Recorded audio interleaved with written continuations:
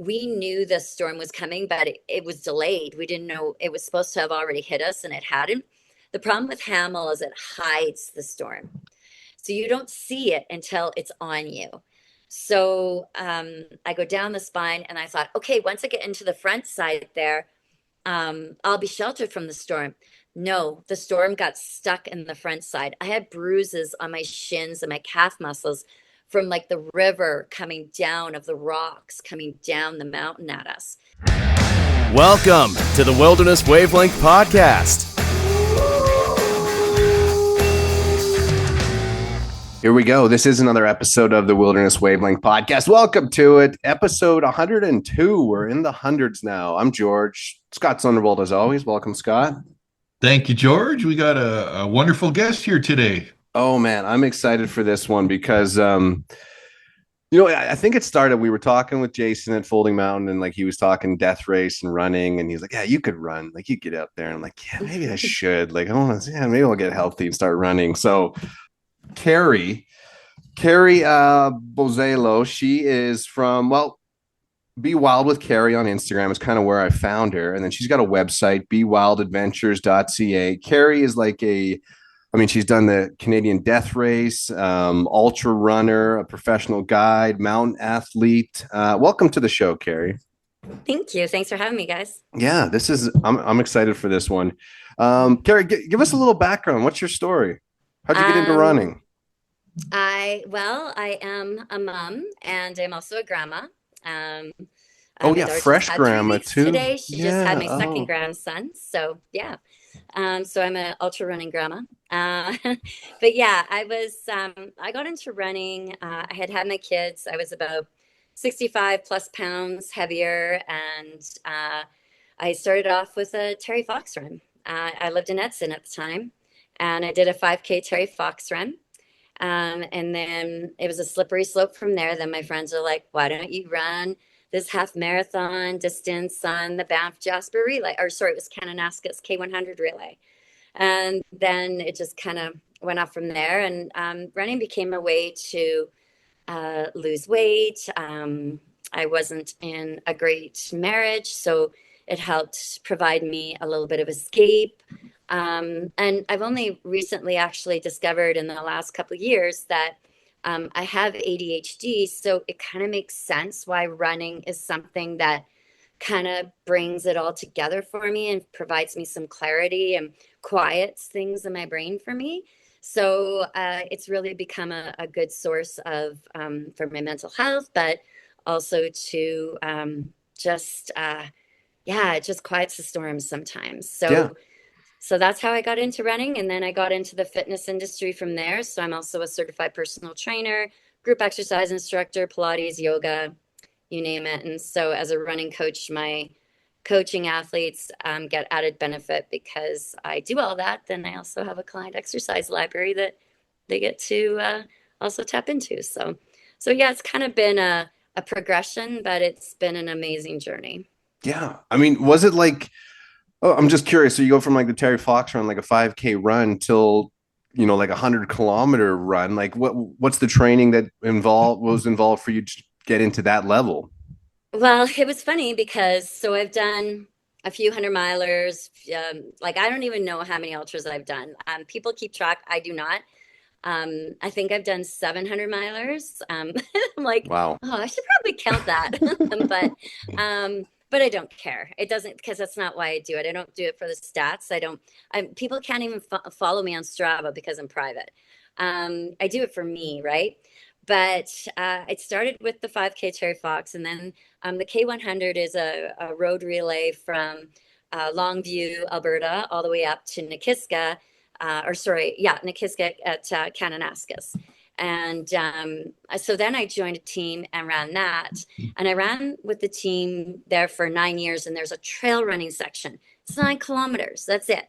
Mm-hmm. But that was it. That's all it took. My feet hit the dirt and I didn't go back. I road run because I have to sometimes for training.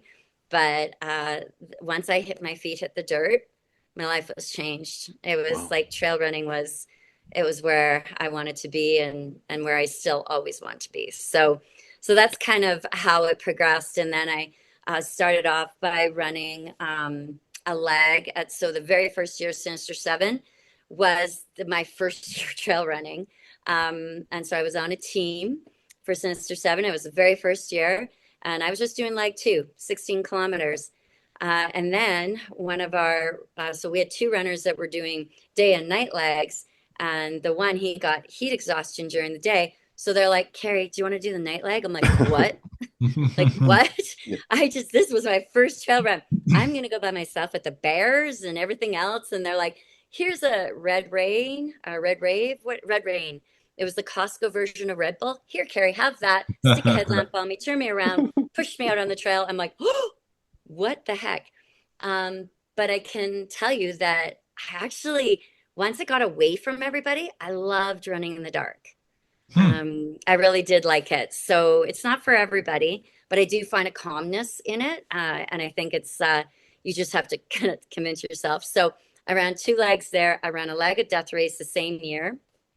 And then, then it just became, okay, I'm running multiple legs. And then next thing you know, I'm soloing these races. And the next thing you know, I'm one of the race directors for the Death Race. And, it's like, whoa, where did this all Yeah. happen? And then I also lead the training camps. I organize training camps for Sinister Seven and Death Race. And then I've been doing that for quite a few years now. So it seems like, I don't know, when I look back at it, I'm like, wow, that's crazy journey, but it Yeah. was epic and awesome. And my kids ran in the kids' death race. My daughter and I did a two-person team called Mama Bear and Baby Bear when she was 16 for death race. She was running on Sin 17, so she was 11 years old.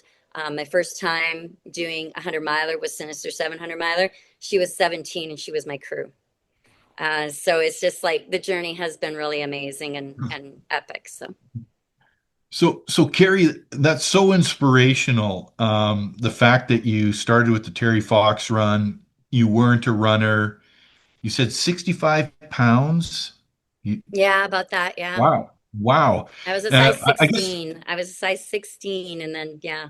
that's amazing. So that gives everybody some hope out there. My question for you is like think back to high school. Were you naturally a gifted runner? Was this something on track and field day that you did, or something you could just pick up I later was in life? never a great gifted athlete. I was just kind of like I was like a jack of all trades and okay at everything, right? And so I did a little bit of everything in high school. I played basketball, I played baseball. I ran on the cross country. Like we had what was called Harriers. Anybody in Alberta may have remembered this from way back when, and that was our cross country club. So yeah, running wasn't it wasn't even on my radar then. But I think once I took on that Terry Fox and it was the things it was giving me at a time I really needed it, was something that I, I can't even put into words, to be honest.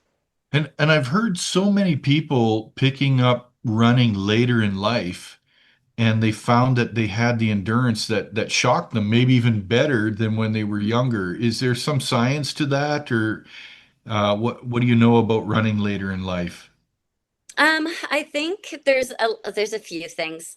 I think we're a little smarter. So I think that we respect, I find that, so I'm 54 years old, and I find that I don't feel limited by my age at all. I feel that I have more respect for my body, that I'm going to do the things I need to, not just because I'm educated in it, but I also know that I want longevity. And you don't look at that when you're in your 20s and 30s, you're invincible. But when you start to get a little bit older, you want longevity in the things you're doing.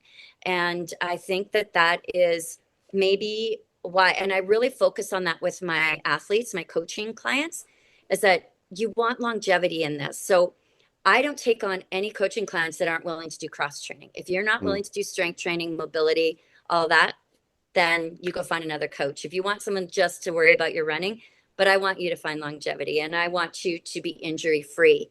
And I can knock on wood, can say that I really have created a body that usually the only time I get injured is because I fall or roll my ankles or something like that. It's not from overtraining. It's not from things like that. So I think that as we get older, we pay attention more and we want to respect our bodies a little bit more. So, And what does the strength training look like? Yeah, I'm curious too.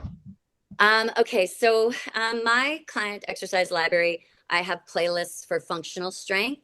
I have playlists for core, Pilates, yoga for athletes, mobility. Mobility is the big thing. It's dynamic stretching and it's taking muscles and joints through a range of motion and not just static stretching. So with functional strength, it's like combining many body parts at once and the one thing I tell my athletes is that running is a single leg sport. So why are we training with both feet on the ground? So I do a lot of single leg and balance work with my athletes. Lots of core, lots of mobility. I sneak in yoga and Pilates into my functional strength, and they don't even know that it's there because they'll go, I didn't feel like doing a yoga one this month. I go, but you did, and you didn't know Yeah. it. So just combining some weights, bands. I love the bands. And just things like rags on the ground, sliding on the ground. It's crazy how much they can do for you. But body weight stuff is really great. So it's just a little bit of everything. And I find that with myself and athletes, like our attention span is like that. So any of my functional strength core, any of those videos, the longest one I have is 24 minutes. Hmm. So then I'll convince them that, okay, you can do that video. And if you can do that, and then maybe a 9 minute core video, things like that. So I try and keep in mind that, have respect for what our brains are like and how much they're going to be willing to do and think like them. Because I know that if I say, here, you have to do this hour-long strength program, I'd say 90% of my athletes are going to go, so I did about a third of it, Yeah. right? So if I make it more manageable for them, I want them to fit running into their life, not vice versa. So I want them to be able to have a life and then fit it in. So that's what I work with them on, is working on how they can fit it in. So I know we were something that George and I were talking about on email was, how do we prep for stuff like this, like the Folding Mountain Ultra and that? Well, it's figuring out when you set a goal and you choose a distance is, do I have the capacity in my life right now to fit in the training required to be successful? Hmm. And it doesn't have to be anything crazy. And I think it's a really good idea at first, too, to hire a coach. We're not that expensive, but what you can learn from us can take you on for a long time. You don't have to stay with a coach, but even if you take one on to learn what that structure should look like and how you can make this so it's enjoyable and not feeling like it's such a chore to have to do your training, right? Because to be honest, that journey should be the most enjoyable part, not just the finish line. Yeah. So Yeah. So, like along those lines, so you're coming up in April to do the Folding Mountain Ultra, like pre-training course there. I'm signed up for training it. So camp, I'm, yeah. yeah, training camp. I'm excited for that. Me being new to running, like, what do you recommend, like, someone does, like, for training? Like, so we're going to do like 25K. What's the step into that? Like, how much should I be running regularly to be ready for something like that? Yeah. So here's the benefit of training camps. So I've been doing these, organizing these for a long time. And the reason that, and if you talk to anybody that's been a part of my death race or sinister camps, they'll tell you that some of the biggest benefits you can get for joining a training camp is what you can get from the coaches. And all my camps have experienced coaches. So the FMU camp, Tracy Garneau, I mean, she just fourth place female at Hurt. She used to hold the record, but it's not just what our results are. It's what we've experienced in this industry, in this sport, and what we can share with you. And so that's my favorite part about the camps, is not just what we do on trail. And sometimes, so I'm sweeping, and I know there's a couple of people coming there like excited just to hang out in the back with me because they get to learn so much more. They get to ask so many questions, right? So these training camps, you're always going to have experienced coaches that you can ask bring these questions, whether it's about nutrition, logistics, and all that kind of stuff. So to get back to your question, how do you get ready for 25 kilometers? Well, Yeah. the 25 kilometers we're doing has about 800 or so meters of gain. And so, and that's sometimes it's hard for people to replicate anywhere, and that's okay. You don't need to if you don't have it available to you. So my clients in Edmonton, I'm sending them out to the stairs in the river valley, right? And so they're Mm. going out and doing so. You will have a long run. You should have a day that you can do a long run, and you set up a time. So maybe it's not the distance. Maybe you say, I'm going to go for 2 hours. And if you set yourself up to be able to do a 2 to 3 hour run, don't worry about your distance, worry about time on body. You're going to be way ready to come into a training camp. Do worry about doing hills. So having a way that you can do hills, whether it's some of my clients don't have access to hills, so I set them up on a hill training program on their treadmill. So get up and steady climb on that treadmill, and work on those glute muscles, glute activation, and things like that. Then you want to have a short, fast run. You want to have a tempo run that's going to work on that turnover. I usually give my coaching clients a speed work and a tempo run. They alternate so that they can see their speed work is actually working when they do their tempo run. And so I would say coming into these camps is plan to have a tempo run, have a hill run, have a long run, and then have a shakeout run. A run that you can run at pace that you could feel that you could run forever, and just have that one in there. And most of my clients love their shakeout runs because they just have to go run for 30 or 45 minutes, and then they can run at their forever pace and things like that. So just making sure that you're getting consistent runs in. I would say 4 runs would be reasonable to be able to do that 25. So if you've got one that's a long run and you build up to be able to do 2 to 3 hours time on body running on the road, then you're going to be good to go to come into our camp.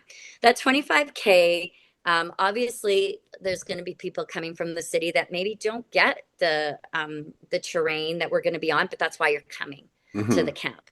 And Tracy will be up front. I will be sweeping. Nobody ever gets left behind, and so we make sure that you're taken care of out there, and nobody's to worry about being as fast as the others and things like that, because that's not how these camps are. So Yeah. I love it. So on the last episode we did with adventure racer Natalie Long, and she was kind of going through some race distances, but she was kind of saying a lot of it is just like in your mind too, like you can just keep going. So do you have any tricks, that you're like positive talk, or like how do you keep your mind focused on a run like this, or so like a I longer am run very even? much about landmarks, right? And so if I feel that I need to get control of my brain again, I'll be like, I'm going to run to that tree. Then I can have a 5 second walk and settle everything down. And then if I get to that tree though, and I feel good, okay, I'm just going to keep running to that tree. Right. And so I set up landmarks, and those landmarks help keep my brain busy. But I do find like, sometimes in the bigger distances, I will say to myself, you've got this, you've got this, you've done worse, you've done tougher, you are tough, like I will say those things to myself. But I also went and then I got a tattoo. I don't know if you're going to be able to see it, Oh, but yeah, my see it. tattoo says believe. Believe. And so I got it purposely where I got it so that when I'm running, I can see it. Mm, And it's got a little purple heart because I'm all about purple hearts. It's got a little purple heart, but when I'm running, I can see that word, and it yeah, just kind of reminds me. So that is my word, is believe. I like it. Do Wow. do you get the pre-race jitters, and Yeah, how I hate start and lines. how do you deal with Absolutely that? freaking hate Because them.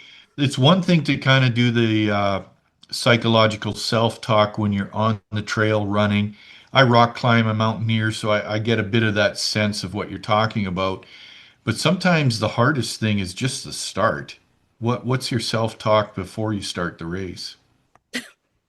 It's not good because I don't like start lines. I'm like, I will be the person that will wait as long as I can and like just crawl into the start line with 3 minutes to go. I'm like, because I just don't like start lines, and I will hang out at the back more, but then I'll kick myself sometimes because then I get caught behind whatever. But I do not like start lines. So I will not show up at the start of a race really early. I just don't like it. And so I know for myself, the longer I stand there, the worse I feel. So I don't go that early. It's the anticipation that's sometimes the worst, right? Whether I it's know, because then once we're going yeah, and I settle in, then I'm like, ah, okay. yeah. Yeah. Well, that makes sense. I think it's the same with public speaking. If you're sitting waiting to public speak for 20 minutes, you get into your head. Whereas if you're like just called out behind the mic, you're like, oh, I can do this, you know? Oh no, I'm way better at waiting for public speaking than a race. And it was actually funny because it's Stoked Ultra. That's one of my favorites, is that race, because that's an adventure. um, Where's this that one at? last year, our condo was overlooking the start line. So we just kind of looked over. I'm like, yeah, okay, we probably should go down now. Hmm. Yeah, because Keri, you moved to Banff to like be more in the community or in the mountain community, or what's the story with the Banff relocation? Um, so I was living in Edmonton, and then COVID hit, and I was full time in the fitness industry, um, working full time at a wonderful facility I'd been at for 16 years. And then COVID told us that we were bad. We're the devil. Hmm. The fitness was the devil, and they Yeah. shut us down. And so my friend owned Smartwell's store here, and he needed an assistant manager. Um, I had been coming to the mountains every weekend, anyways, whether it was for running or leading groups or camping, whatever it was, I was coming. And I was coming to Canmore to lead a group. I had a women's retreat for the weekend. I was leading hiking and camping, and I pulled into Canmore, and I got this message from him that says, "Okay, Keri, it's time." And I'm like, "Okay, what?" And he goes, "I have a job for you in Banff." And that was at Smartwell, where I now have been for over 5 years. And so this was a Thursday. I was supposed to start with these women on the Friday. And so I was like, "Are you for real? Like, is this for real?" And so I accepted. And then the next day, I found a place to live. Wow. And then I gave my notice at the studio on Monday. And I just went, "What just happened?" And then I moved down here. So that was 5.5 years ago. Yeah. How do you like living in Banff? It's funny because I was like people, I used to think it was a tourist trap. I Yeah. saw myself in Jasper before I'd see myself here. And yet the longer I've been here, the more I've fallen in love with the area. And I used to come to Kananaskis all the time from the city. But now that I'm in Banff, I'm going west and I'm discovering so many more amazing things. And I thought that the tourists would drive me nuts. And they do once in a while, but you figure out how to get around them. I know how to drive around the outskirts to avoid, Right. the traffic. And I live in a place that has easy access out of town. And so you figure it out, because those that move here and bitch about it, then they shouldn't be here. You Yeah. need to figure it out. And I love it here. I absolutely love living here. And yeah, I do not take it for granted one single day. I like it. It's a beautiful town and likely one of the most famous places in all of Canada. If you're coming from anywhere in the world, you want to see Banff, right? So, do you ever get tired of the views, or do you enjoy No. them every day? It's funny because I went and I backpacked the Vermont Long Trail, and I was in this pub in just outside Rutland. Um, and I was doing my resupply, and I was having a beer in the pub, and the guy goes, "Oh, where are you from?" And I said, "I'm from Banff." He goes, "Oh, like Lake Louise?" And I go, "Yeah." He goes, "You live in paradise." And he says, "What do you think of the Green Tunnel here?" Okay, I summited over 25 mountains there, and maybe five of them did I have wide open spaces like we do here. It was all like this, trees. Like I Mm, got to the summit and be like, oh. Yeah. So he said, what do you think of the green tunnel? And I said, yeah, I am very much used to wide open spaces. So yeah, it was kind of funny because then they're all like, wow, look where you live. I go, I know. I got a would you rather question. I think that kind of ties in with this one. Curious what your thoughts are on this one, Keri. So, would you rather set let's say Tunnel Mountain's the one you're going up. Would you rather set your personal best time to the summit of Tunnel Mountain, but when you get to the top, there's nothing but clouds, or have the hike take 4 hours, but then when you get up there, you get like the full view? Oh. So in the end of November to solstice, I did 30 days Yeah, I saw in a that. row of Tunnel Mountain. Amazing. And March 21st, we're doing 24 hours of Tunnel Mountain. So it's funny that you use Tunnel Mountain because I have been in all weather on there. Um, that's a tough one because I always feel good on Tunnel Mountain. It's actually sacred land here. And I think that even when I'm having a bad day, it doesn't matter what the weather is on Tunnel Mountain. I always feel happy Yeah, and feel good when I leave. So I'm going to say I'll take Tunnel Mountain every time yeah, because I know what it does for me. yeah. I'm coming down actually to Banff next week for a conference, so I'm going to try to tackle Tunnel Mountain a couple times. And yeah, There we go. Reach out. We'll go yeah, for a hike. I love it. I've been there the last 2 years. Like we have like a water conference in March we come down for. And so I've done Tunnel Mountain, just walked it, like hiked it the last 2 years. But this year I'm like, okay, I'm running now. So let's get into running this mountain. So excited for The that. fun one to run down. Yeah. Oh yeah. That's yeah, that's what I'm looking forward to. What are the essentials to, like, let's say I'm gonna go run up Tunnel Mountain. What's the essentials I gotta bring with me for like a hike like that? Okay, well, that's nothing. Like, I take my bear spray and Yeah. that's it. Easy one. But it depends so it always depends on, so I certify hiking leaders, overnight backpacking leaders, and I also co-created the only trail running leader certification that there actually is out there right now Wow. with the Outdoor Council of Canada. I teach it. And so I'm really big on teaching us, especially as trail runners, because I helped create this certification because there's trail running has really taken off. And what the problem is that because we're leading these races in a moderately controlled environment, people now think I've soloed death race. I can go do whatever I want out there. And they Yeah. forget that they need to start carrying things differently because it's been flagged for you. There's search and rescue, there's aid stations, I know where everybody, like we know where everybody is on the death race course and what most of the time.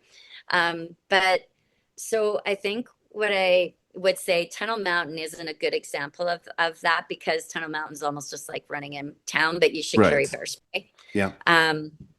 But I think when trail runners are thinking about going out, or this applies trail running, hiking, and you're going out to do more in our mountains, and even like Folding Mountain is another good example too of how you should pack. Is that you're gonna find out, George. You have a mandatory gear kit that you have to carry, Oh, good. and it will be checked Oh boy. um, because I want runners to start being more accountable.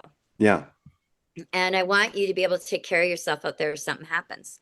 So I say that you should always have a windproof and waterproof shell with tape zippers, um, gloves and a buff, and a space blanket. So that's for my training camp. That's what you have to carry because Tracy and I carry a lot more because we have the first aid kits and stuff like that. But if you're going out for a 5 hour run or whatever you're going to do out there, then I suggest that you carry a small first aid kit. So this is my essentials kit. It's waterproof and I carry it all the time.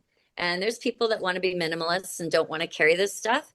Then they've never been faced with some of the bullets we dodge out there. And so I try and teach people that get used to carrying it because in a race you don't have to carry it, and guess what? You're running lighter then, Yeah. right? So toughen up and carry a few extra ounces.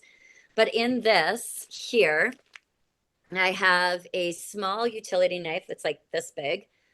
I have a lighter. I have fire starter. Okay, the best fire starter. You take a cotton ball, you put it in Vaseline, and you wrap it in duct tape, Mm. and that's fire starter. And it's really great. And it's like that big. Okay. I have duct tape. Hot shots, I carry them year round because I have stupid hands, and if it's pouring rain, like it was 2 years ago for Stoked Ultra. It even snowed on us in August. Oh wow. And I Yeah. had my hot shots and was Yeah. really glad I did. um, Band-Aids. I have squirrel's nut butter in there. So in case chafing, whatever. I have little samples of Motion Medicine, which is an anti-inflammatory cream. So that if you roll an ankle or something or a knee, you can put it on and it will kick in right away to help stimulate some circulation and reduce swelling. Benadryl, wasp or bee sting, a little pain meds, so Tylenol, Aleve, or Advil. And then I have a space blanket in here. My training camps, anybody that's been in my training camps know that I'm going to smack them upside the head if they don't have a space blanket because they're $3, right? But here's the thing with the space blanket. So I also help with the Golden Ultra. And this last summer at the Golden Ultra, it was into the 30 degrees.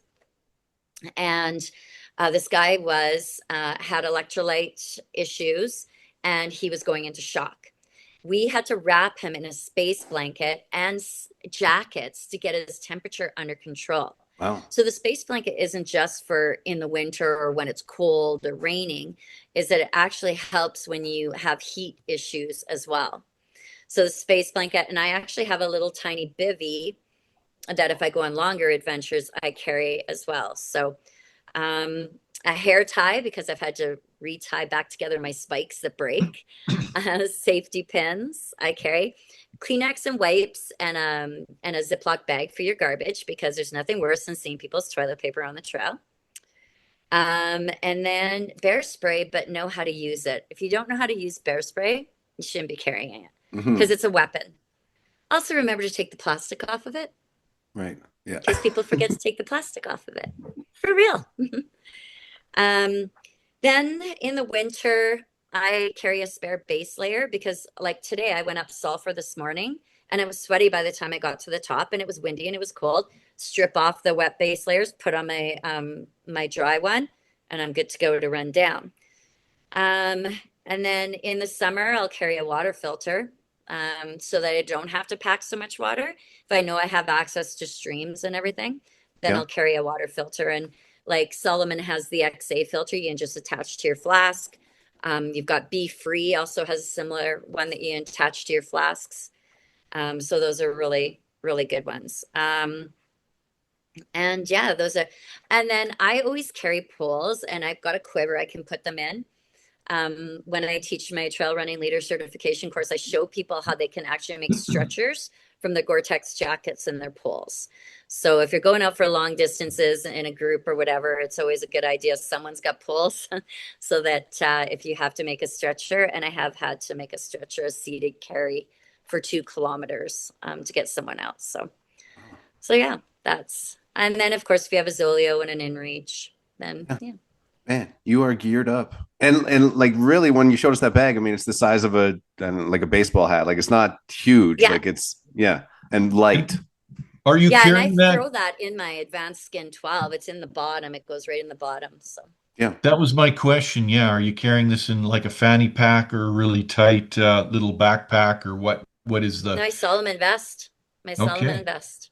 Yeah. And it doesn't jump around in there when you're running. Nice. Yeah, that's good. I've been a survival instructor for much of my life, so I was checking boxes there. You've done your homework. There's lots of good stuff there. Lots of good stuff. Yeah, sounds like you've had some experience.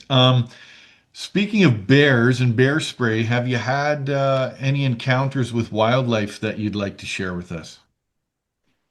It's funny because I've probably seen over 100 bears or more in the time that I've been out there. And I will say that my respect goes to cougars. Like I have a more wariness about cougars.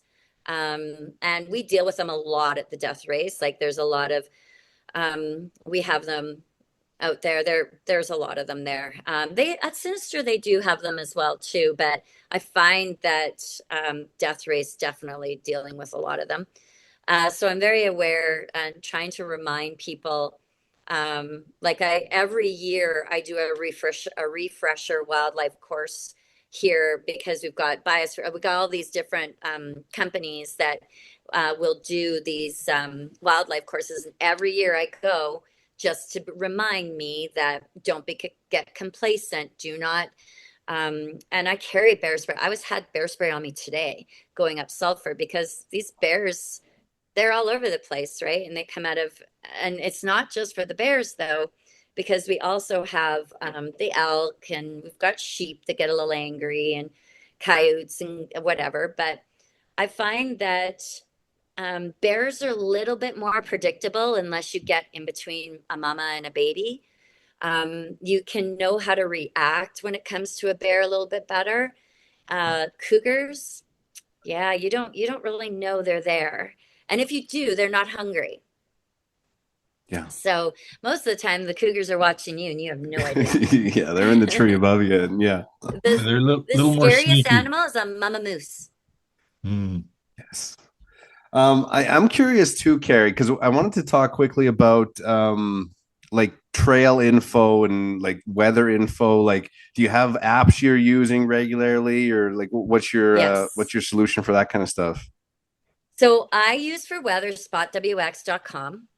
It doesn't, they do not have an app yet though, but I found that they are the most accurate. You can go in there, you can enter where you're going. So let's say we said Folding Mountain. You can see the temperature, and what you want to be careful is when you enter that. So you enter Folding Mountain, it pops up. You're going to see like 10 different options. And you don't want to go in further out than 3 days because things change, right? Yeah. So the first top two bars you would click, like when you go to the bottom and it says 2.5 days and little Canadian flag, you'd click that. And that'll give you the 2.5 day forecast. And you get the top line has got your temperatures, then you've got your wind, then you've got chance of precipitation, and then goes into stuff I don't understand. So there's some bars below that I don't understand, but what I care about is the temperature variance, and then the wind. Uh, for sure, especially when you're coming into exposed areas, you want to be very familiar with how windy it's going to be, Yeah. and then your precipitation. And when do you expect to see that? So I use Spot WX. Yes, you should always be checking on your trail conditions. And I will use all trails to see what people say the conditions were in the last few days and take it with a grain of salt. Yeah. Um, but I would go into the parks. Like if you're going into an Alberta parks or you're going into, there's always websites that have all the trails on them. So know the area you're going into and where do you access the best trail information for that area. So if you're going into Banff National Park, you go into Banff National Park website, you pull up, because these trails can close like that. It could be because of fire, flood, wildlife, whatever it may be. You definitely want to check like the night before and even the morning of. And then also check your road conditions because, for example, I was supposed to go to Velmount last Thursday. I checked the road conditions and found out the parkway was closing on Thursday. I was on the highway on Wednesday, right? Yeah. So, these things change very quickly, and that can happen on, the highway between Red Deer and Calgary and things like that. So, being very aware that everything is dynamic and constantly changing. So don't just expect because you checked it a week ago that that's what's going to be going on right now.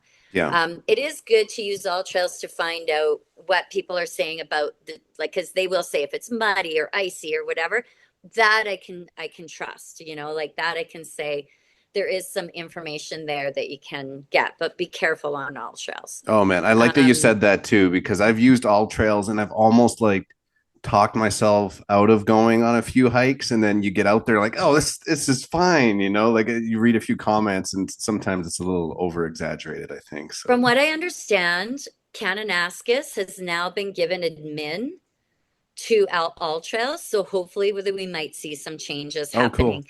So for anything down here, that might be changing for us because it was becoming quite a problem for Kananaskis that all trails was saying things that it was, and then trails that actually were decommissioned and weren't even open anymore was on all trails. So Kananaskis, I now think has been given admin to be able to go in and edit some of those now. So Oh, that's perfect. really good. Also, when people are planning to go out in with groups, making sure that you've left a plan with, well, I go out solo a lot. So, making sure you've left your plan with someone, plan A and plan B, what would it be? Where you're parking, and then just doing random check-ins to your Zolio, your InReach, whatever it is you're using. And then if you're going with a group, make sure that you're checking before you go, find out what each other's risk tolerance is.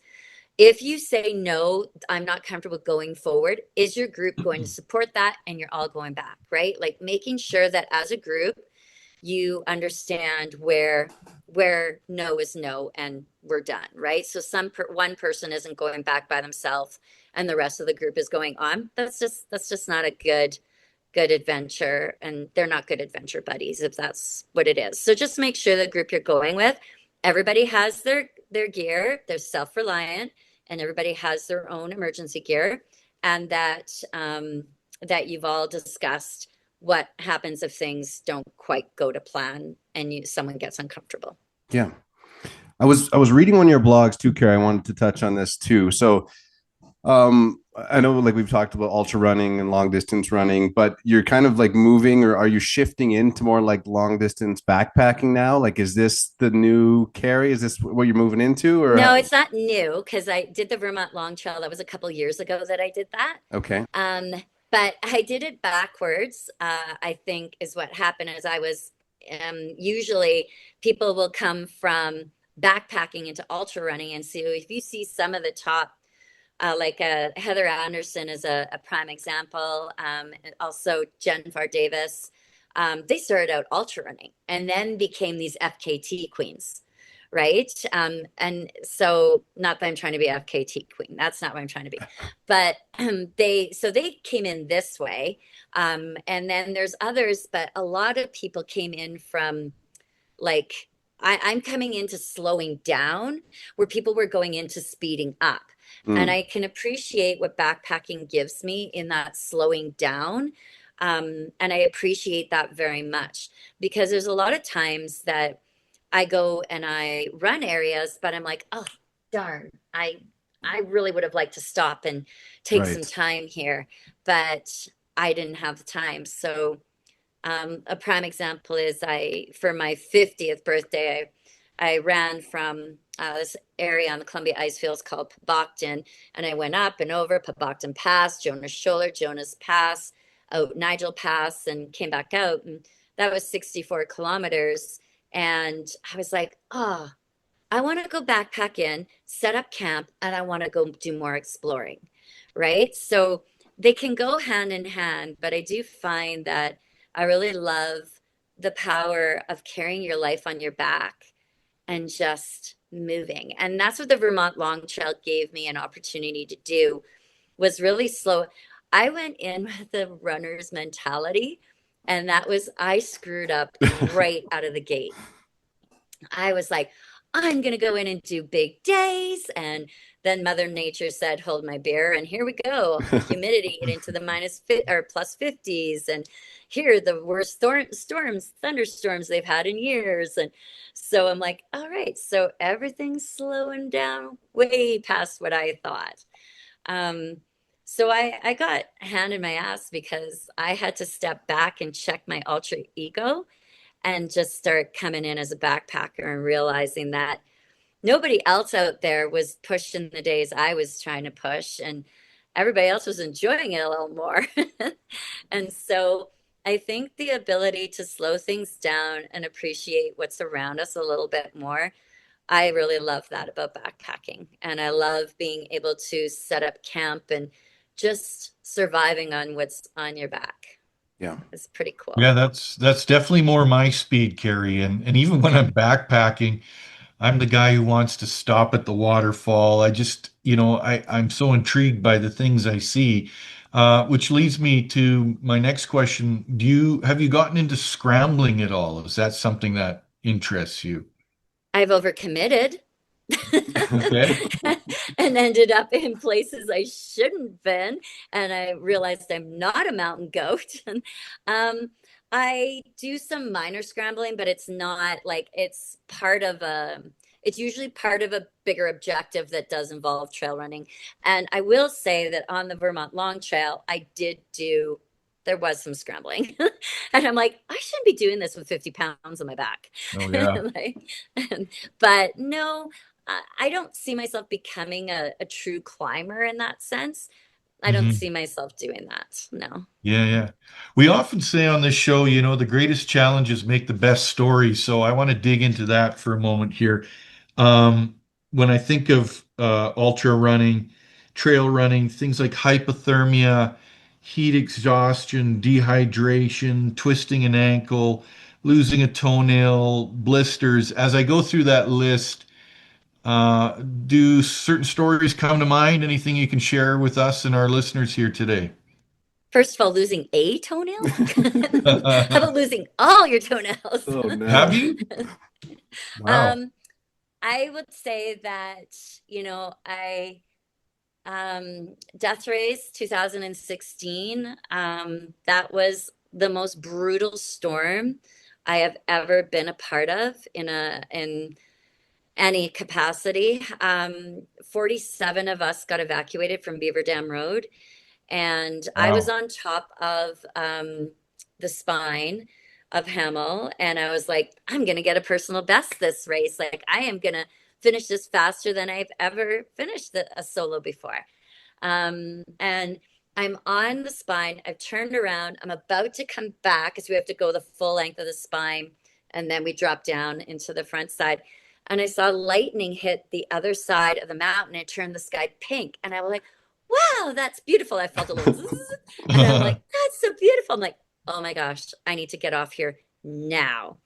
Hmm. And I had my jacket tied around my waist, my gloves around my poles because we knew the storm was coming, but it was delayed. We didn't know it was supposed to have already hit us and it hadn't.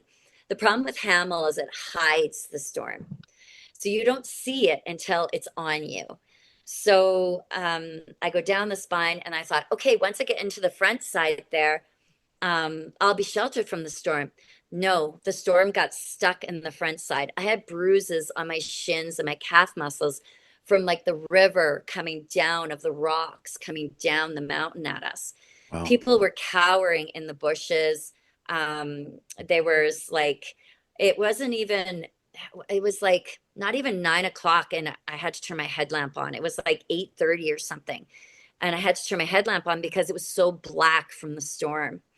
And so I was like, I was just keeping myself moving forward, and I could see people cowering in the bush, thunder and lightning coming at the same time.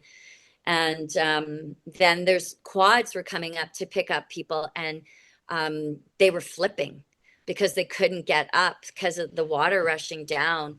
And I was running down, and this tree had come down across the trail, lower down on the quad trail, and I hit my head on it and I swore and I started crying. I go, are you effing kidding me? Because, like, here I am smacking my head on a tree.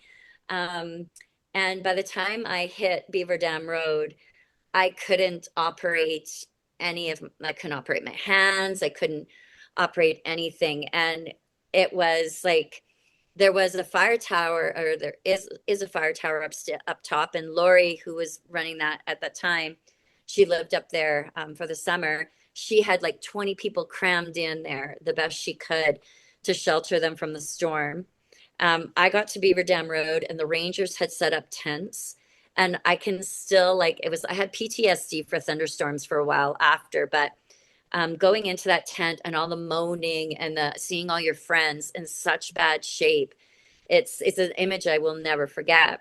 And then my friends came and picked me up. Well, I tried calling them because I'm like, you need to get trucks up here. And so I couldn't even operate my phone. So the one ranger took off my jackets. He gave me his jacket and he's like, I'll hold your phone to you for you.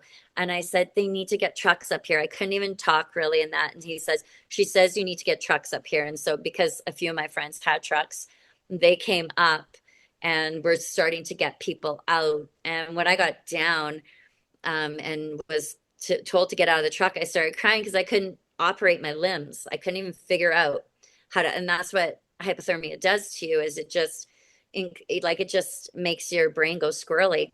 And then they took me into the washroom and I got stripped down and they started the tub, but the tub wasn't hot enough for me. So I cranked it all the way to super hot. And then I got in the tub and I was still cold.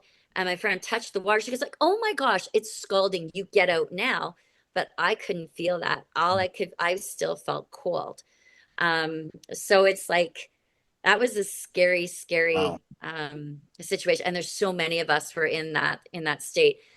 We've had many storms at Death Race that have been really scary, and it's just because of the area, right? It's the storms can be pretty bad, and when they hit, they freaking hit. And people in town just saw this black cloud sit over top of Hamel, and they saw the lightning go into the black cloud, and everybody knows there's people up there. And so Right. they were panicking.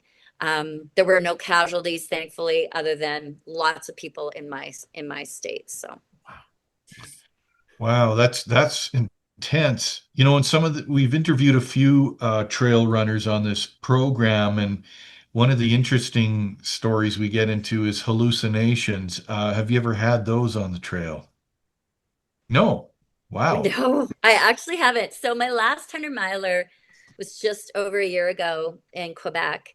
And there was a point where I'm like, I would see something, I'm like, nope, that's not that. Nope, that's not that. So it was just like seeing shapes, but it was because it Mhm. was dark and stuff like that. So I can't say I've ever hallucinated, but I have paced for a few people. Like my favorite story was Jay Kinsella when he broke the Bigfoot record years ago in Washington. I was pacing him, and man, some of his hallucinations. And so, of course, I was playing into them, and he didn't think that was funny because he's like, "There's a house in the middle of the trail. How are we going to get around it?" I go, "Don't worry about it. I'll open the door for you." Yeah. You know, and and he's like, "Did you see that motorbiker?" I go, "Actually, it was or no." He said, "You see that mountain biker?" I go, "No, it's a motorbike." You know, like things like that. So I've been a part of my friends' hallucinations, but I have actually never hallucinated myself, which I think is crazy. Yeah, that's amazing, especially when you got so cold with the hypothermia, because often hallucinations and hypothermia will go hand in hand. You have a Yeah. strong constitution, Carrie. I am curious too, Carrie. So, like, I mean, 2016 Death Race, like, that's a pretty terrible experience for you. But then, I mean, you're back at it in 2017. Like, was there a point where you're like, oh, I don't want to do this again, or like, how do you convince yourself to sign up again? No, I was like, I'm getting that bitch back. Yeah. And finished in 2017 too, right? I did. Like, yeah, Yeah, I that's did. awesome. What Was is? that when I only signed up 6 days before the race because one of my best friends, and she actually is helps me lead my training camps. She had a 1,200 pound horse land on her, and I just we thought she'd never run again. And then I had lost a friend, and then one of my former personal training clients took her life, and all this stuff happened within a couple of weeks. And so 6 days before the race, I just emailed the race director because at that time I wasn't working for well, I wasn't working in that capacity for Death Race, and I emailed the old owner and that, and I just said, "Can I get in?" Yeah. And he's like, "Yeah." And so yeah, so that was more of a healing for me, and ultra runners will understand that sometimes pushing your body to those limits and kind of sets you free, right? Like it's kind of healing. As crazy as that sounds, you'll find out, George. You're gonna find out. Oh boy. But it was and then I crossed the finish line with my friend from the hospital on FaceTime Oh, cool. as I crossed the finish line. And it was Yeah. like one of the most emotional and beautiful finishes I've ever had because I did it for both of us. I Yeah, did it for her and I. I So, love that. Keri, that kind of leads me into uh, my next question here. As you're talking about this, it's more than just a challenge and a passion, but it sounds almost philosophical, spiritual in some ways. And I was going to ask you, what has ultra marathon running taught you about life? um, that we're capable of more than we give ourselves credit for. Um, when I coach people, I tell them that I can believe in you. Everybody can believe in you. But until you believe in yourself, I can't cross that finish line for you. So you really learn about, I always make the joke that, well, when I did the Vermont Long Trail, I came back and said I found new depths of hell. But I think it's like you really start to dig deep and really learn about yourself. It takes special people to spend so much time alone in your head out there. And when you do, um, you have to you come to terms with a lot, right? And in the training journey, it requires a lot of people say it's like people will tell you it's 50-50. It's 50 mental and 50 physical, and it truly is. And the community, the trail running community, is amazing. They're going to convince you that you can do anything. They will be there to support you. And when you're out on the trail, people will pass you and tell you how amazing you're doing, and you can feel like a sack of shit. But that person, just that one comment from just some stranger, it's this whole community. It's not just what you discover about yourself, but it's what you also discover about humanity and being out there. When you know that you guys are all out there together in these horrible conditions sometimes, or sometimes beautiful conditions, um, you really get to really meet some amazing people. And I love the fact that we can really convince each other that we're capable of anything. And then Yeah. you carry that on to the next thing you want to do, because that feeling felt so good, and being a part of this community feels so good.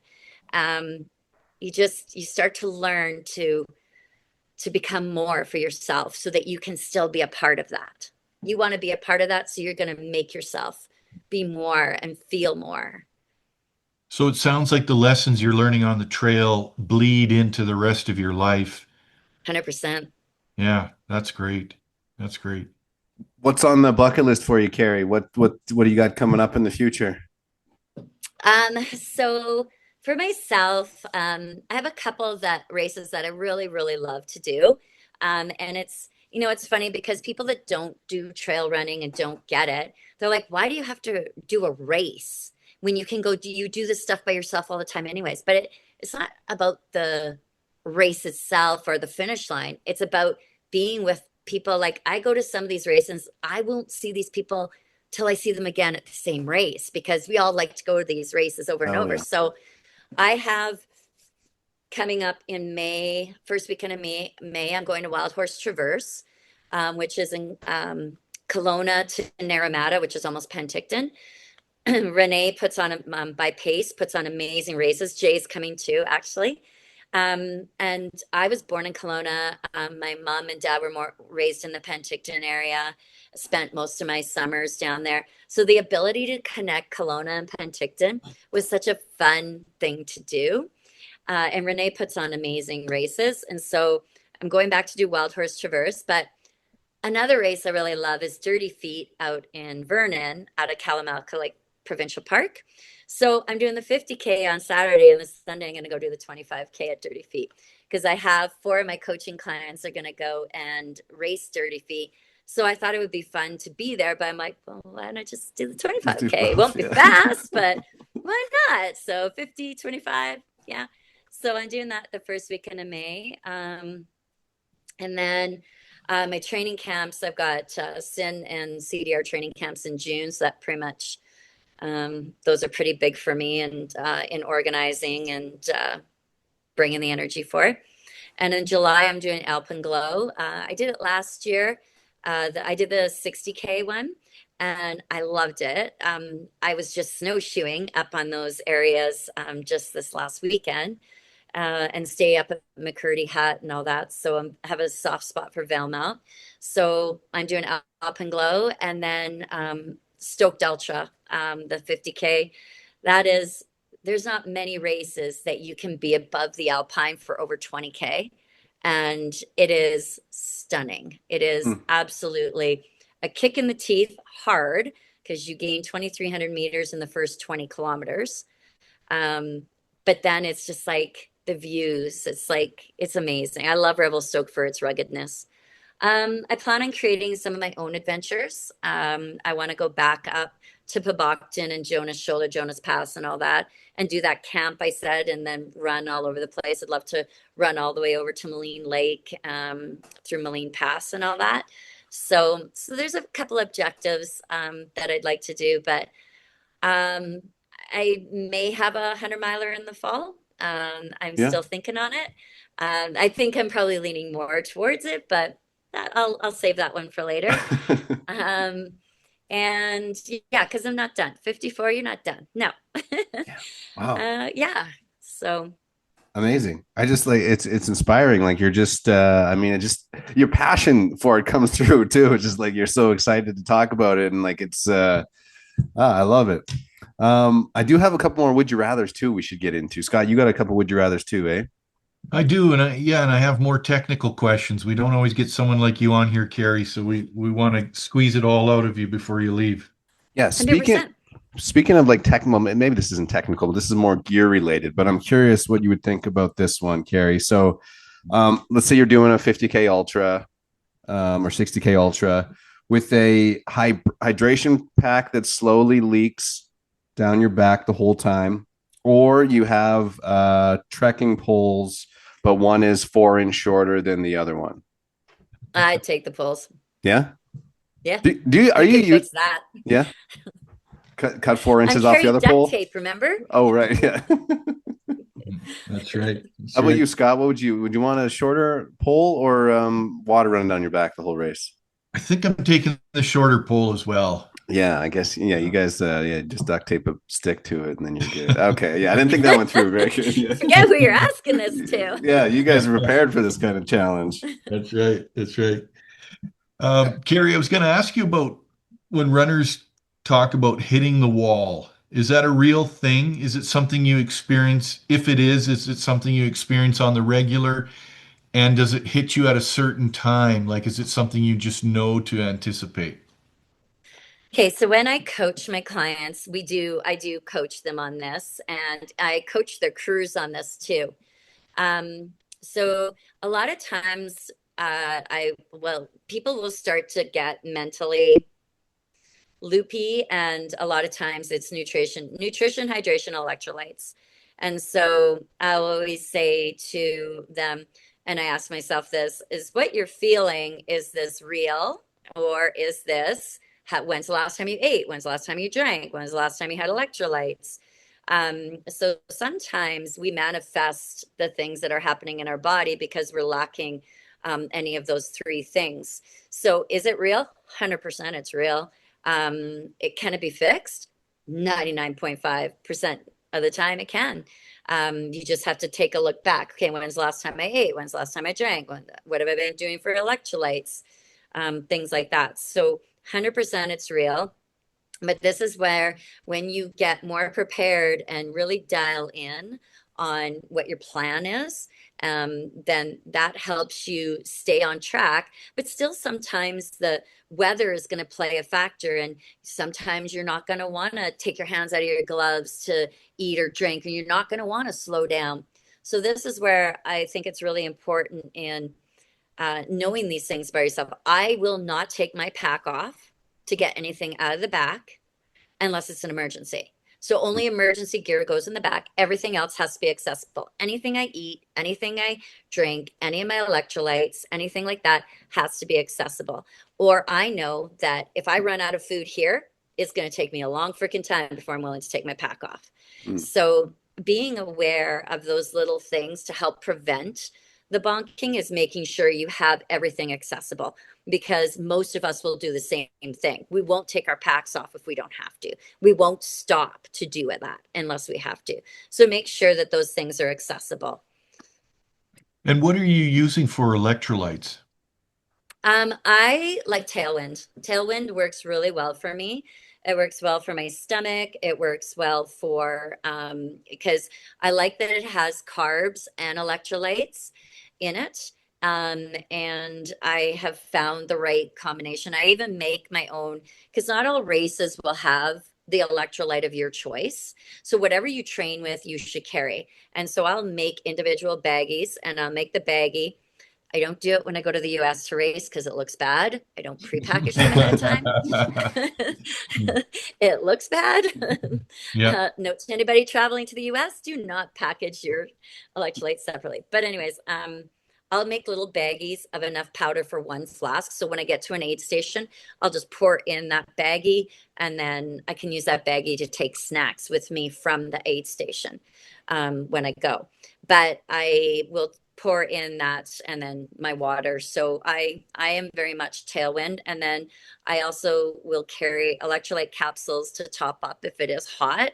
Sometimes the when you think about how long it takes for the if it's a hot day and you're counting on solely the electrolytes in your flask, you got to remember you've got to drink that whole flask in order to get that electrolyte. So sometimes you need a quicker top up than having the capsules or the pills, the electrolyte pills to take immediately so that you can get that effect from the electrolytes immediately is a good idea just to carry them because people forget that in order to get the benefit of those electrolytes in the flask, you've got to drink it all. And that's not how you're not wanting to guzzle it all at once necessarily. So Yeah, that's great information. Would you rather? Would you rather run many miles uphill or run for miles on a steep downhill? up. Yeah. I can power hike till the cows come home. Okay, so what is it about the downhill you don't like? Is it the toe mashing or the knees? No, it's the fact that I have loose ligaments in my ankles and my ankles fold very freely and easily. Mm. Okay.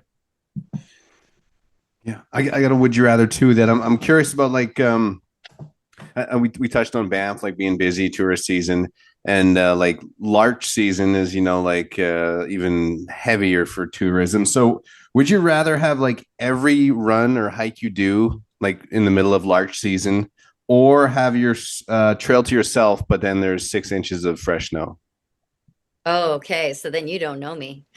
No. I am a winter girl through and through. I love snowshoeing. I've even done snowshoe ultras in the States, and I love the snow. I just finished 4 days of snowshoeing in Valemount, so I absolutely love the snow. But there's something so magical about Larch season. Mm. So I just go early so that I avoid everybody. Yeah, beat that. Yeah. Yeah, I was reading something like you'd want to did you do like you won a race last year for like the Bigfoot snowshoe race? Yeah. I did, yeah. Yeah. Is that like are you on snowshoes the whole race then, or how does that one Oh go? yeah, that's the rule. That's the rule. Yeah, Wow. and that race last year, so I've won it twice, and that race last year, it just puked on us steady the whole race.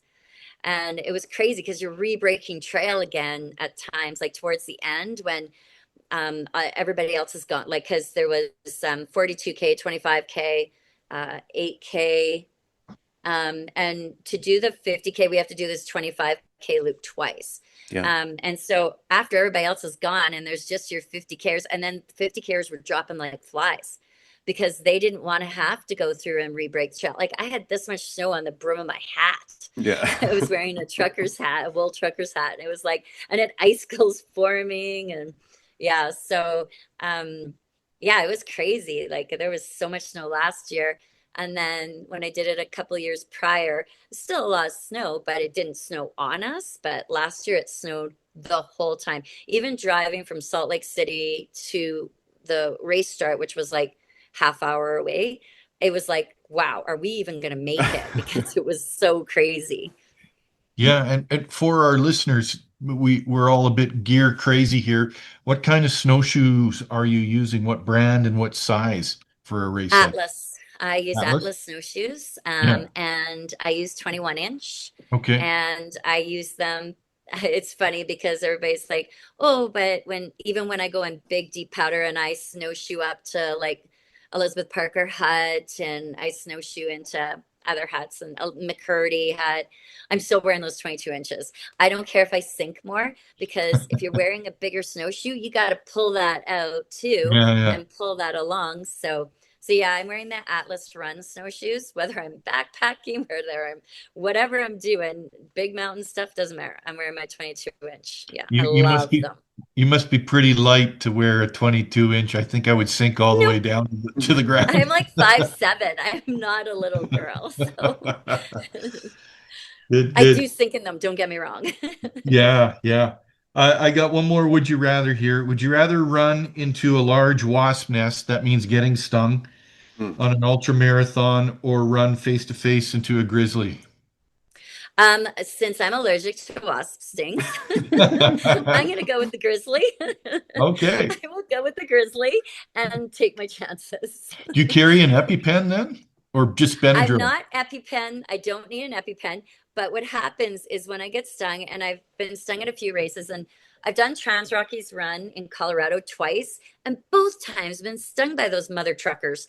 And I swell up so bad that then it turns into a bruise. Like, so Hmm. I'm swelled up and then I bruise, and it's just like it's horrible. Yeah. So yeah, I've been on a trail face to face with a grizzly and I'm here. So I'm gonna take that, please. Yeah. Right on. I love it. Keri, it's been great having you on the podcast. I'm just like inspired and I'm excited because I get a chance to learn from you coming up here in April. The Folding Mountain Ultra training course, April 10th to the 12th. Is there still Correct. any spots open in that one if Yep, people want? there Yeah, is. I actually got an email from someone tonight too. Oh, yeah, there's definitely spots in it. We have perfect. great sponsors. You guys are getting better swag than the races because I'm with Solomon, so they're coming in and they're bringing some stuff, and they're also now have come on board with sponsoring the race. So Solomon is helping support this with us and giving some swag. Oh, cool. Smart World Banff is providing a pair of socks to every participant. Seven Summits Snacks is coming out and providing treats for everyone. Fast Tracks Run and Ski out of Edmonton is providing samples of Tailwind Recovery for everyone. Folding Mountain Brewery is giving a free beer to everyone, as well as a 15% off their meals. So yeah, you guys are getting some pretty Oh sweet man, swag. I love it. This is gonna be fun. Scott, you got to sign up and come up there. Man, it's sounding tempting. Yeah, It's sounding tempting. You got a month to get yourself up to 25K. You got it. that's it. Talk to Yeah, me. I'm running three nights a week right now, and I'm working on upping it to a few. Like I'm just ending beer league hockey season here too, so I'll have a few more nights free. So yeah, I Beer feel league like hockey, though, you can count that as your tempo run because that's like interval training right there. That's what I yeah. do for my coaching clients, anyways. I mean, I spend most of the time slamming into the boards, so I don't know how much exercise I'm getting, but He spends most of the time drinking beer. Does that count, Keri? that's right. Yeah, Yeah. right. Be Wild with Keri on Instagram and bewildadventures.ca. You can find more about Keri and everything she's got going on. But it's been great chatting with you, Keri. I really appreciate you taking the time and I mean teaching us tonight. If I got a ton of notes, so I'm gonna go buy some Tailwind and get some extra electrolyte capsules, and I guess I got to get some other gear for my running bag too. So yeah, Well, you'll learn more about nutrition at the training camps. So yeah, perfect. that's what the training camps are about, right? And that's what I love doing the training camps for is just watching them go away and then seeing the results come in on how well they do at the races afterwards. Yeah. Perfect. Love it. Scott Sunderwald, you can follow Scott Sunderwald, Northern Rockies Bushcraft, northernrockiesbushcraft.com too. You pick up Scott's book. Number 1 bestseller on Amazon there, Scott. So you're just blowing it out. Yeah, thanks, folks. If you've picked up the book, I greatly appreciate it. I hope it's inspiring to get you out there in the bush. Yeah. And then if you're listening to this and want to leave a voicemail, we have an option to leave voicemails for the podcast now, which is I think is a pretty cool option. So go to wildernesswavelength.ca.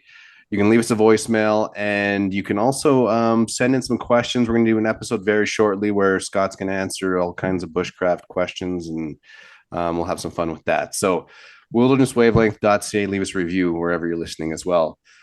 Okay. Thanks, guys. Until next week, stay wild. Wilderness Wavelength.